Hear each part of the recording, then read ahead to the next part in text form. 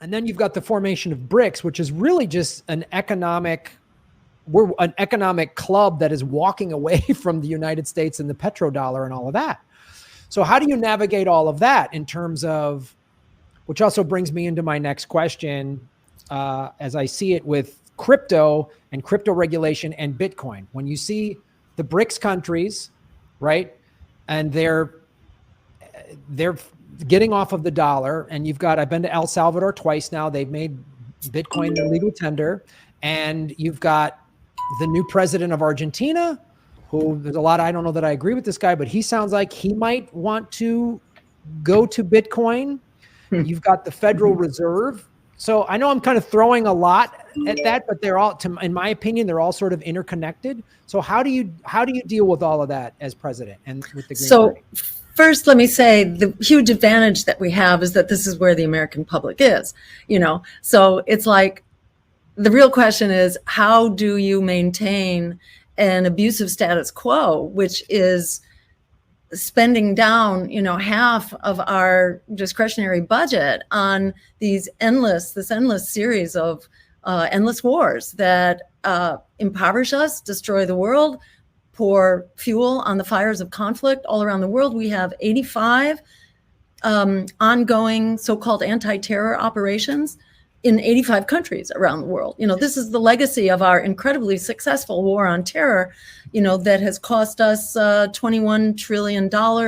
And at last count, according to the Cost of War Project at Brown University, now 6 million lives, 1 million in Iraq alone, and 6 million other lives. So how do you maintain this policy when we're paying for it? We're paying for it to the teeth here. We've doubled the rate of child poverty by basically allowing the expansion of the child tax credit to expire. There are another 15 or possibly 20 million people who will be thrown off of healthcare because that has also been allowed to expire. I mean, there are so many ways that the American people are hurting because the priority is killing people in other countries rather than sustaining life, in our own country. So we have a huge advantage just by telling the truth. We can mobilize public opinion.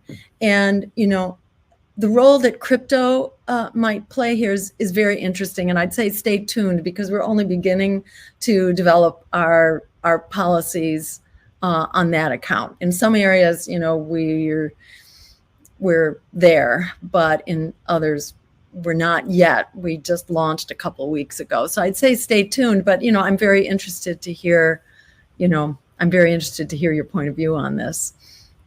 Well, Dr. Stein, I appreciate you being honest with that and not giving me a pat answer or just saying something that Liz Warren would say when she doesn't even know what she's talking about, because there's a huge difference between crypto and Bitcoin. Crypto is obviously like unregistered securities and Bitcoin is like digital gold. And one of the things I've been advocating for is I think Bitcoin is a tool for lefties.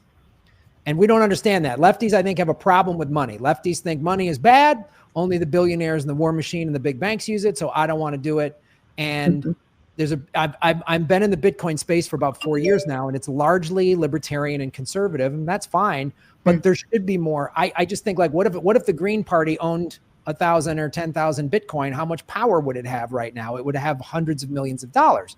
So if you're still unpacking that with the party, that's great. I would be happy to have a separate conversation with you. Yeah. I could even bring in some people that are way more knowledgeable about it than I am. So if you're willing to be open to that, I think that's fantastic. Great. Great. Yeah. Okay, great. Thank you for that honest answer. And this is what I love about the Green Party and you is the two-party system has to give just this answer or that answer.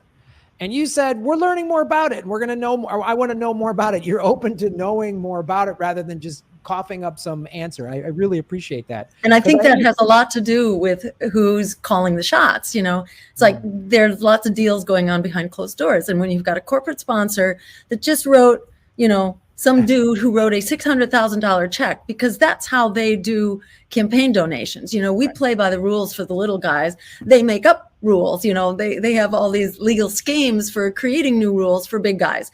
And when you're trading with big guys behind closed doors, those promises tend to get made. And so they get locked in, so what we have is like a corporate, robot here in the form of our big money parties.